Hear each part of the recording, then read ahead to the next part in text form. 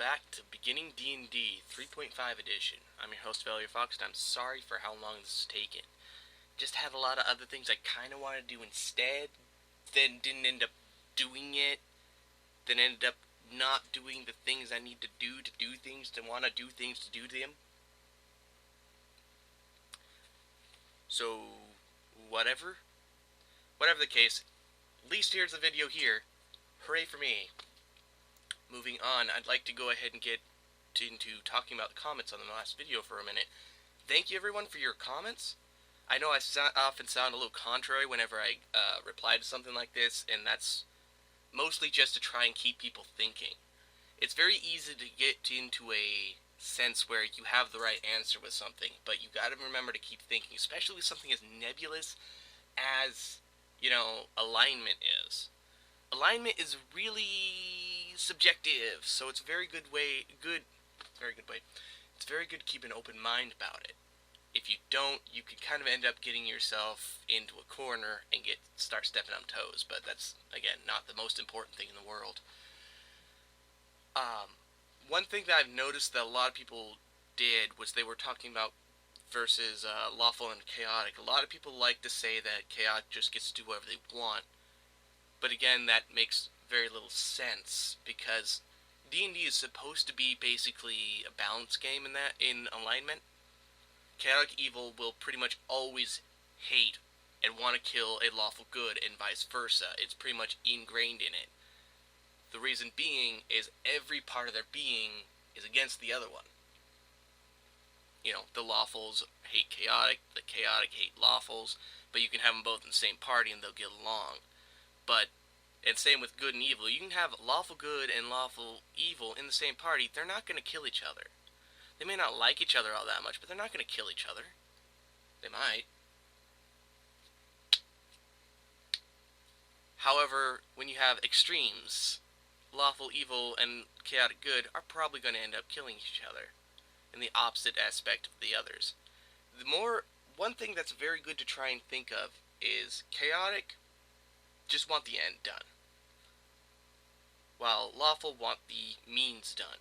For instance, a chaotic good character would probably slaughter an entire village of innocent people if it would save the world, and then he would probably kill himself as to kind of atone for it. A lawful good character would not, and would oppose and stop the other person from doing it, because the inherent act is wrong. That's what they care about. The world be damned. This is wrong. Cannot happen. No. That kind of thing. That's the kind of balance between chaotic and lawful that's supposed to kind of happen. If you're new and like I've said before, if you're new, alignment's not going to be the biggest deal for you. Just go chaotic neutral and just see what you do, and then talk to your DM later and go okay, my character kind of acts like this. Can I have my alignment changed to that? And he'll probably go, yeah, okay. Just stick with that kind of behavior from then on. If he doesn't make that case, remind him you're new, and you didn't know how you would play a character yet. Moving on now. Today we are going to go ahead and make a bloody character. Now, there are a few ways to want to get into making a character, and this is actually one of the reasons I haven't made this video yet, because it's kind of hard to make a system on how to make a character, especially for myself, because lately I've been just going all over the walls with what I'm doing. I've been doing Gestalt builds lately, which is, I'll talk about that eventually, but the summary is, take a character, take another character, shove them together, that's what you got. So you basically get two characters worth of stuff, say for feats, damn it, that you get to play with. And for an optimizer slash builder slash multiclasser like me, that's just so much fun to put all these numbers together and be like, oh no. But that's not important. One of the ways to try and start making character is kind of a step-by-step process that I kind of invented myself. Who knows if I actually did. This is what I've figured out for something, anyway. Let's see. So, starting out would be, what do you want? This is just based on, you want to make a character, you're new, what do you want? I want a character that's strong. So, strength-based, we'll go with that. I want a character that does a lot of combat, physical, like in there, slashing with swords combat. Okay, that's another thing to know. We can do that. I want a character that is uh, outdoorsy. We can work with that, mind you. Almost any character can be that way. I want a character that um, I think you get where I'm going, though. I want a character that is an... What's a good one? I want a... No, no, no. Yeah. I want to play an exotic race. I don't want to play human. Okay, you work with that. I want to play... I still want to move the most... as fast as I can. Okay, we got that. You know, the kind of... Just throw some ideas together and be like, this is what I want. You can make a character that way. It may be difficult, especially if you're new, but we can do that, and that's what we're going to end up doing. The other ways to do this is, of course, just a build. You want to make something do something. That's what I do a lot. Like, I want to make a character that can do a ridiculous amount of d6 damage. I did that. I'm very proud of it. It's also not fair to the game because it's that much damage. Basically, a level d6 per of damage potential. I'm going to show that off someday. Anyway, builds are fun. Once you get used to characters and stuff, that's what you're probably going to end up doing just for fun. Not necessarily. You may not ever do that. You may just stick with one or two characters and just play that all your life. That's fine. Have fun with that. I don't care. It's up to you. I like to make builds. I like to make these, like, I've discussed this. Moving forward. The last one that comes to my mind anyway, of ways that you would want to build a character is, what does the party need? This usually happens when everyone else has already started a party, or everyone's kind of talked together on what they need, and this is where you have to somewhat know what you're doing or have someone help you at the same time. All of this, you pretty much need to know a little bit what you're doing or you know, how it is, which is why, you know,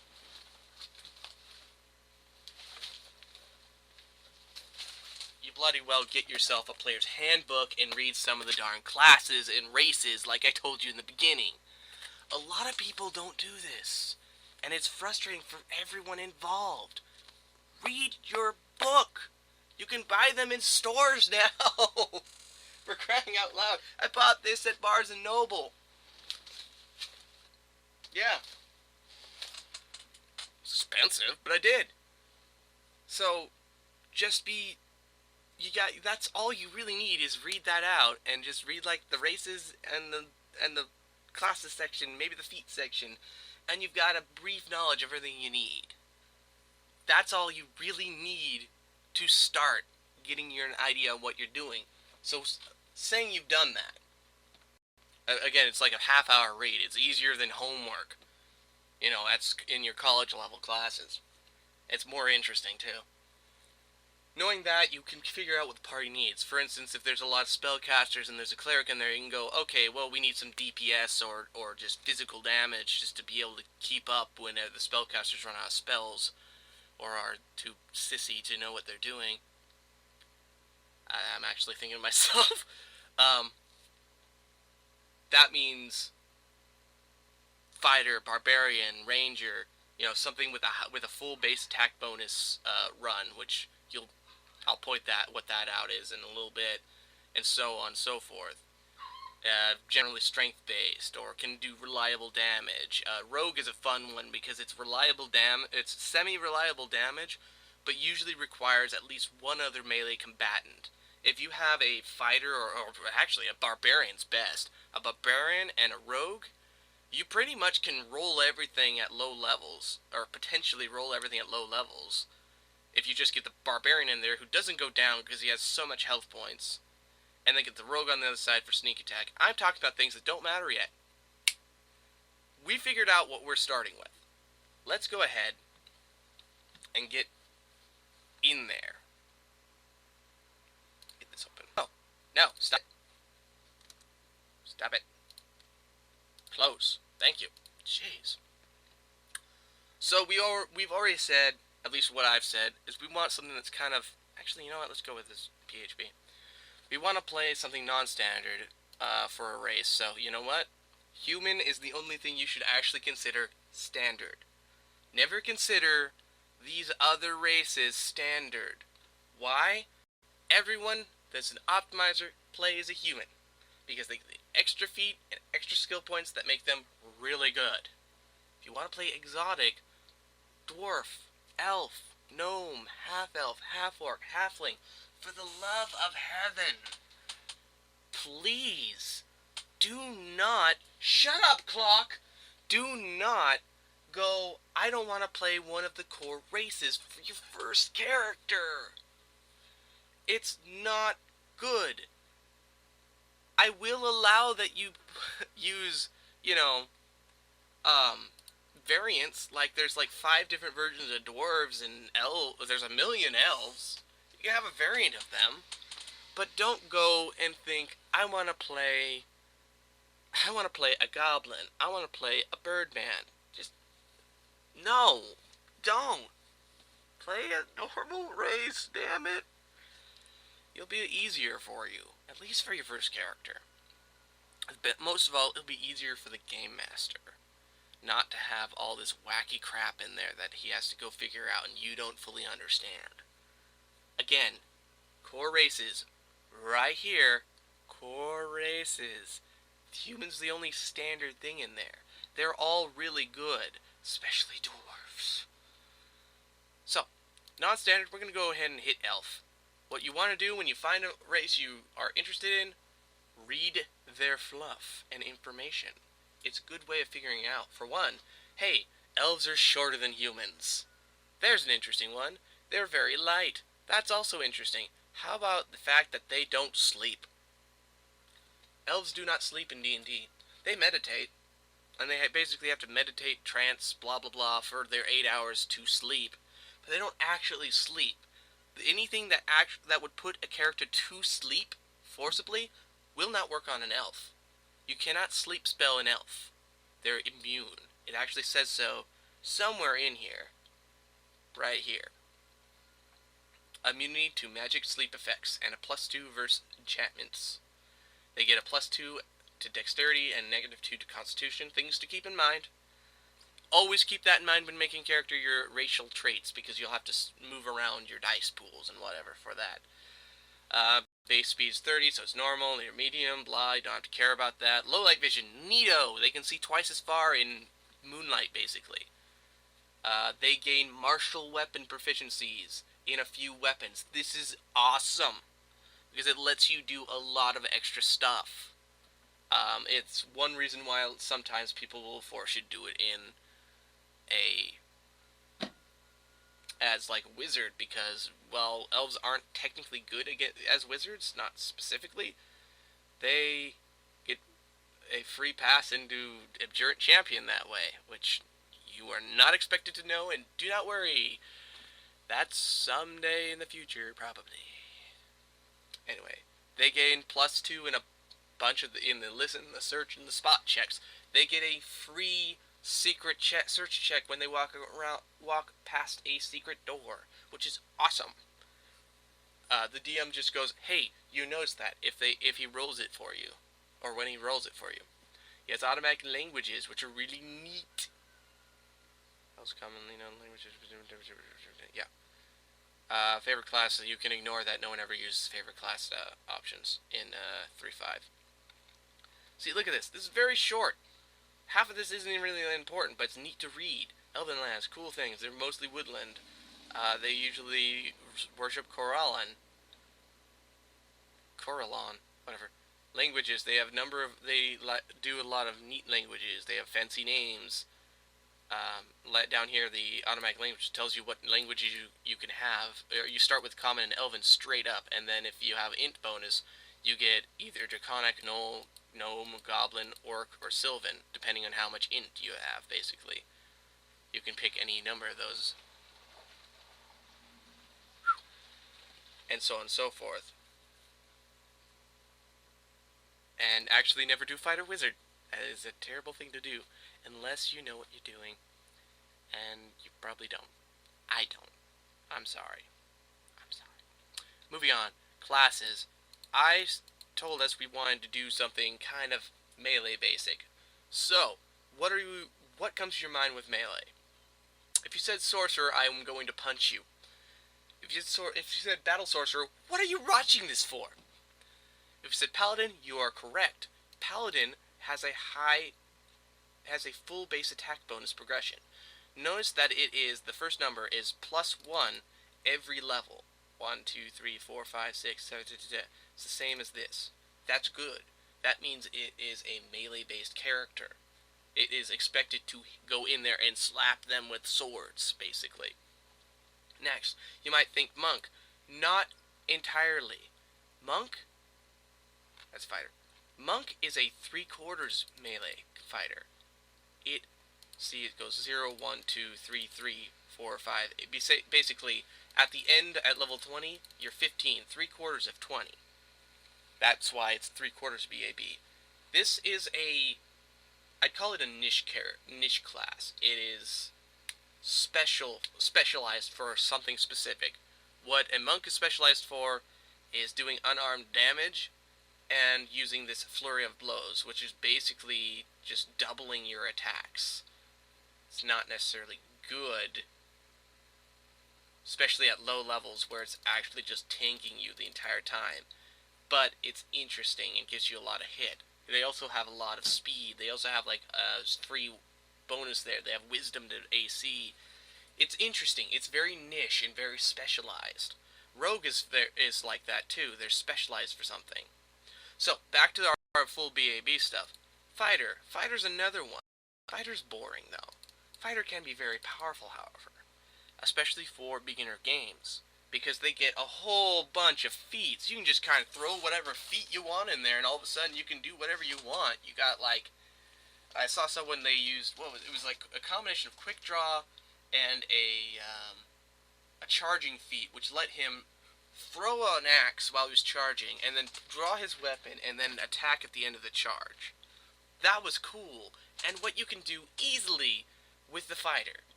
Now again, notice he's full base attack bonus. That's what we're looking for. Now, what about Barbarian? Barbarian is one of the epitomes of just raw physical power. They have a D12 hit die somewhere around here. There it is. D12 hit die. They can't be lawful though. D12 hit die. They have the highest health points in the game. That means your first level, you have a 12 hit points plus your constitution. Their rage is based on constitution, so you're going to want to pump that up.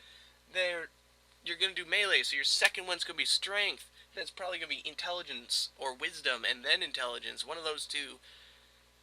Then dex, because dex is actually kind of important, because they can use medium armor, so they can benefit from dex, and they can use light armor, which is actually better, and heavily take advantage of dex. Not the most important thing though, since you've got millions of HP. You don't care. So just smash them. And again, full BAB. Of note, Barbarian's really good. Dwarf Barbarian is ridiculously good. So if you really want to do a simple melee thing, Barbarian, pick up power attack, crush the hell out of your enemies. Because you're gonna. Pretty dang good start off. But what we're going to do, and what you probably didn't realize, Ranger. Every time people think of Ranger, they only think of bows and arrows. Ranger does not mean archer. It does not. It can. It has a very interesting thing that makes it so they're really good as that. But they're not. They are a fighter, basically. You can range. Notice they are full BA and this combat style thing. Interesting.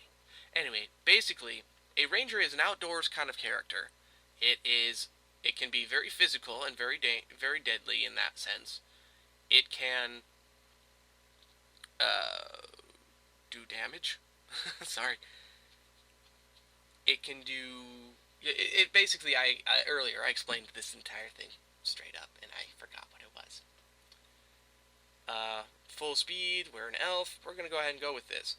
So what you want to do once you've chosen your level and your race, start reading up on the different things your character can do. For instance, favorite enemy, that's useful. Track, wild empathy.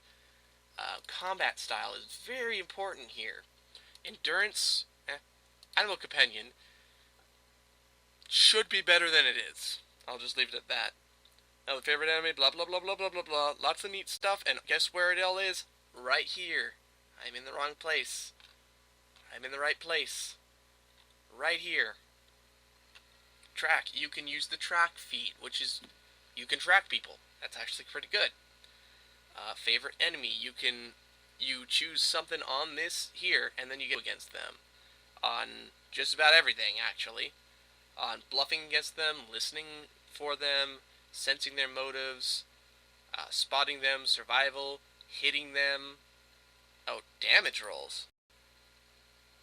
It's not accuracy, it's damage. Wow. You just do 2 more damage against that guy.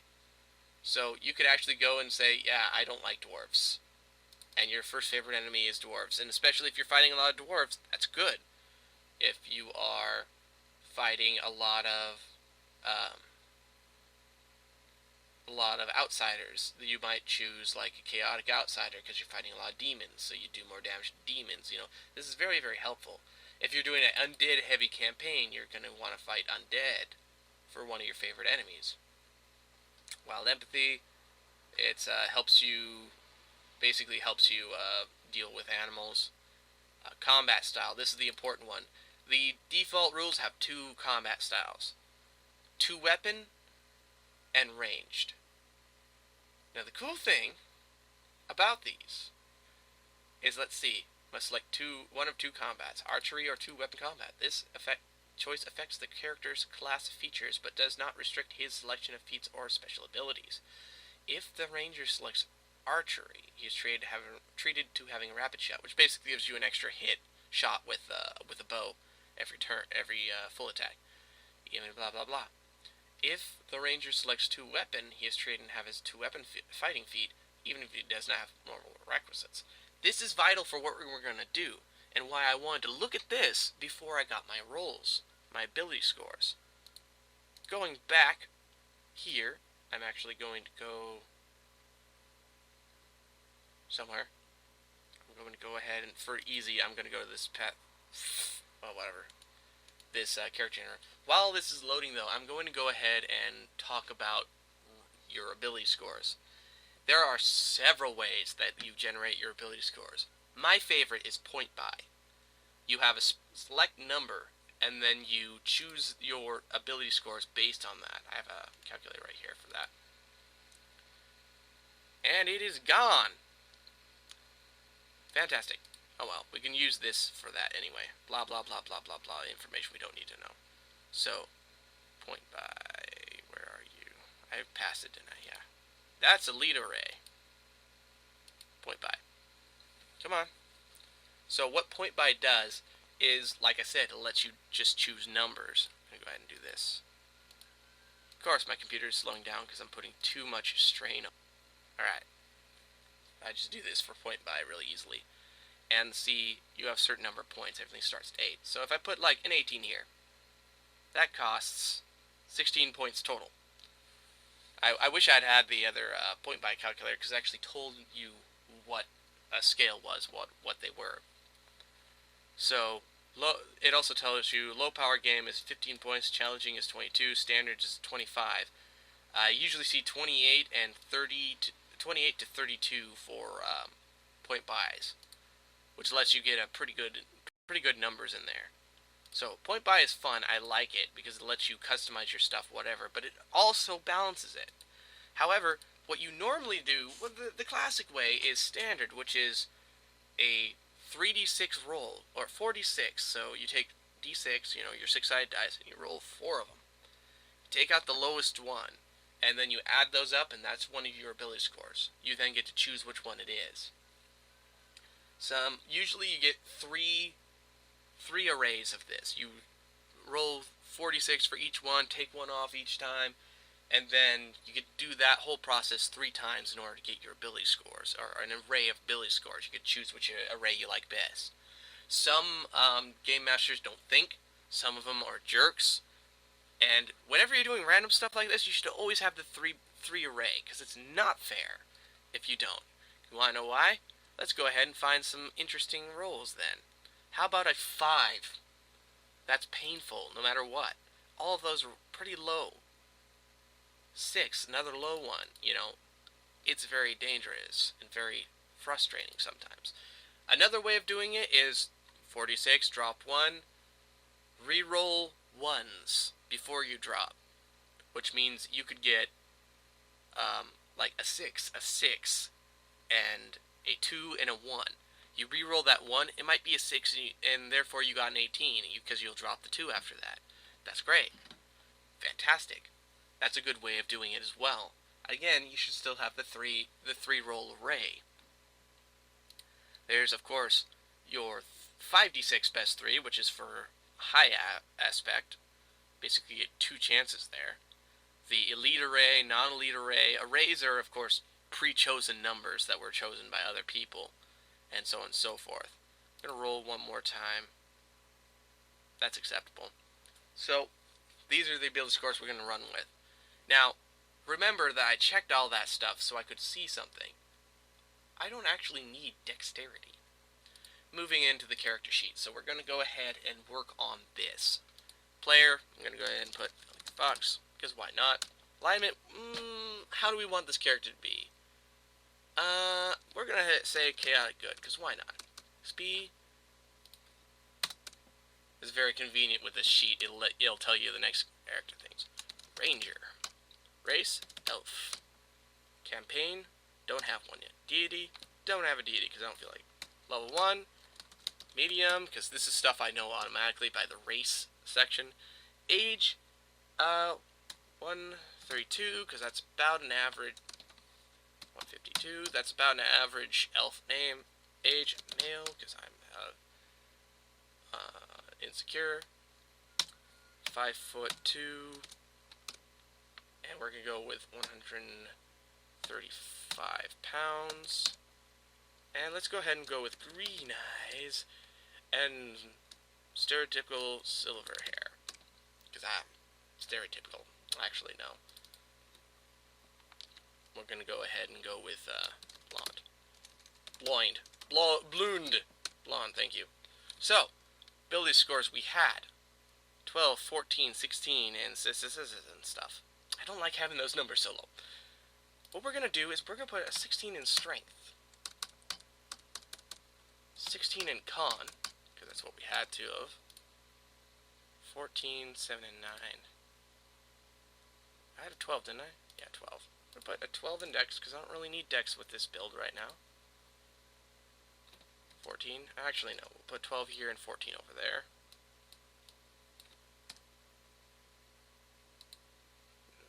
Yeah, that'll be good. Hold on. No, let's put 12 here, because I just realized what I did. And we'll put 14 here. And then, of course, you have what's called dump stats. Your stats that you don't care very much about. Wisdom and charisma, because they have the little bits. Charisma has the absolute least influence on the game. We're level 1. I believe Ranger had a D10 hit die, so we'll start with that. Let me check it. I'm going to go here. This is, of course, really helpful because it's a lot, that is Rogue and not Ranger. A lot more concise. D8 hit die. Good thing I checked that. Also, let's, go to the right page. I don't need this anymore. So, starts with 8 plus Constitution, but I'm going to deal with that in a second. So, remember, elves have certain things about them. Elf. +2 Dexterity. -2 Con. That's something to remember. That's something we now have to adjust. So we have +2 to that, and a -2 to this. Which means our health points are just 8 plus 2 at first level. 10. So that's right originally. Speed, again, we're in light armor if we have any on, so it's 30 feet. Armor will be light. Figure that out later. Now let's go ahead and check on a few more things. I should go check my race real quick. Again, this is a really good resource, the SRD here. Elf, dexterity, con, medium, immune to sleep. You always want to denote some of this. Immune sleep. +2 enchantments. Actually, should do versus, because you can actually get a +2 on enchantments, period. Low light. Low light is yum. Whip. Prof. Rapier. Longsword. Bows. All bows. Correct. Longsword, rapier, longbow, shortbow. Yep. +2 on listen, search, and spot. +2 listen, search, and spot. I put an A there. Spot. Detect secret doors. Not staircases. Automatics, we don't care about that part, and alright, that's all that we need to be on there. Now,